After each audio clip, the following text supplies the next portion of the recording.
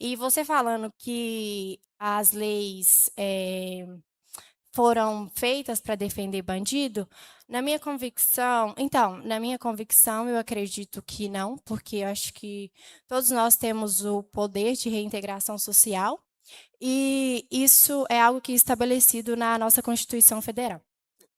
De que a lei protege o bandido, de fato ela protege. Vamos passear pela lei de abuso de autoridade, que não deixa eu nem colocar a cara do estuprador no meu portal de notícias, para você saber se ele já foi estuprador em algum outro lugar. Então, sim, o Brasil é um país de leis falidas, que todo dia se cria uma lei nova e protegemos bandidos, sim.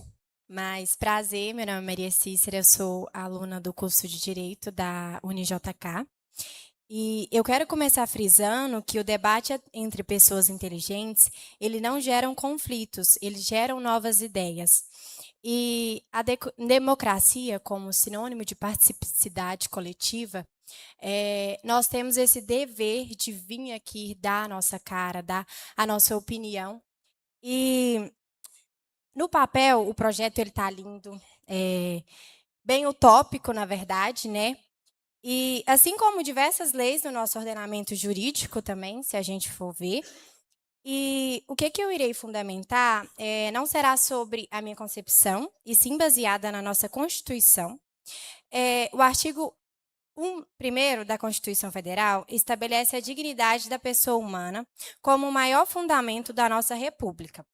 O artigo 6º prevê os direitos sociais, como trabalho e moradia digna.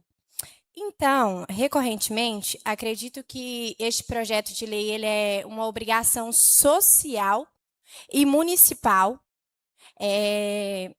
E, todavia, eu acredito que o projeto, em suas atribuições, ele pode ferir a nossa liberdade de expressão, porque na pauta aqui tenta criminalizar e multar.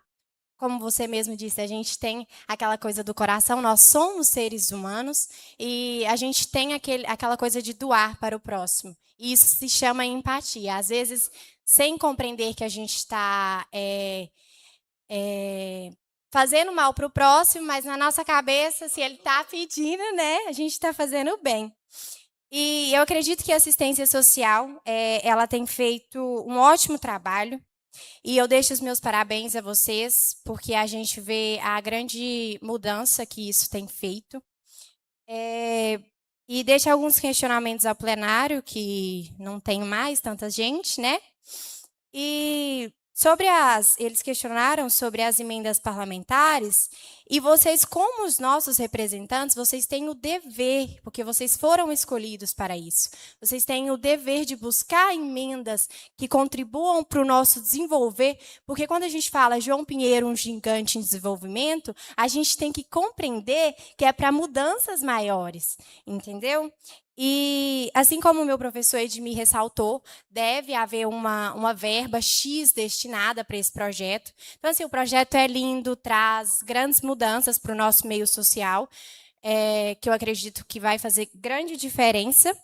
E se o tema do anteprojeto ele envolve acolhimento, moradia ou inserção de adolescentes vindos de outra cidade, eu tenho algumas perguntas que eu gostaria de entender, não sei se vai dar para responder. Porque, por exemplo, se uma criança ou um adolescente que é dependente, químico ou alcoólico, ele chega na nossa cidade, e o que a gente tem mais visto são adolescentes e crianças que têm esse poder de estar inserido ali em lugares que não eram para eles.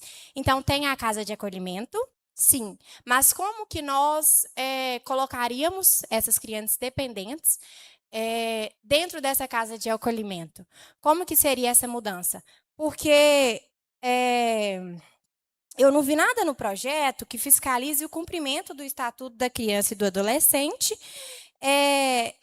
que deixe claro, né, na visão. Então, assim, fica grandes lacunas, mas é de grande responsabilidade do Estado, do município, de nós como cidadãos, tentar trazer algo para que isso seja suprido. E eu deixo também um questionamento, porque lá embaixo a gente está vendo faixas pedindo justiça para uma criança. Mas como que, em caso de emergência médica ou necessidade de retorno à cidade de origem, quem assumiria a responsabilidade sobre esse adolescente? Quem? Por exemplo, o Estado, o município, a Câmara?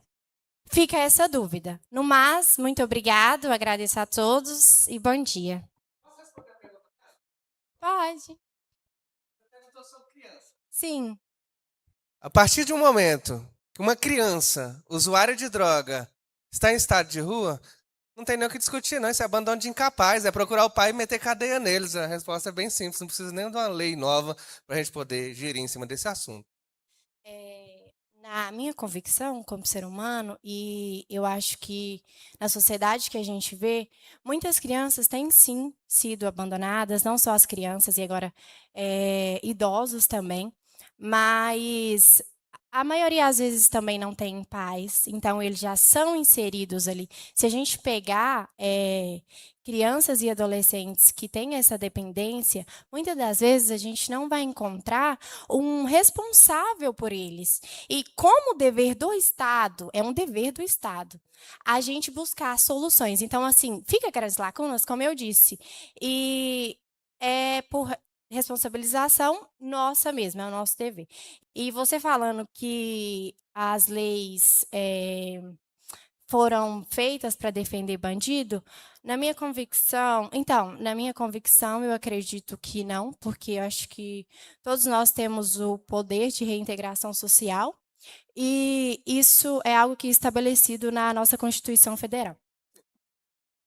Importante salientar que, João Pinheiro, nós temos o abrigo Carla Queiroz, que já trata da questão de crianças, porque criança já tem um respaldo por lei. Então, não precisa de uma lei nova em relação à criança. E, por ser dependente química, também não é feita uma filtragem. Se ela for dependente química, ela não vai entrar. Ela vai ser resgatada do mesmo jeito e tratada.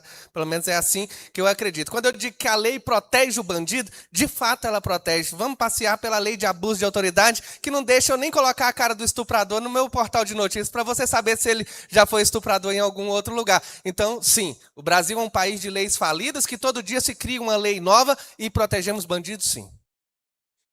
As crianças, né, os menores de 18 anos e as crianças, 12, elas são encaminhadas para o judiciário, que determina, né, o acolhimento institucional, se são usuários, e aí então o Ministério Público despacha a favor da internação. No município nós temos, hoje ele já está com 18 anos, mas nós tivemos uma criança, né, um adolescente, na verdade, que nós tiramos das ruas, levamos para uma clínica e agora com 18 anos ele mantém lá porque a gente quer realmente, né, restabelecer. E foi um abandono familiar, mas para as crianças o Ministério Público e o Judiciário atuam exemplarmente e o município institucionaliza ou interna.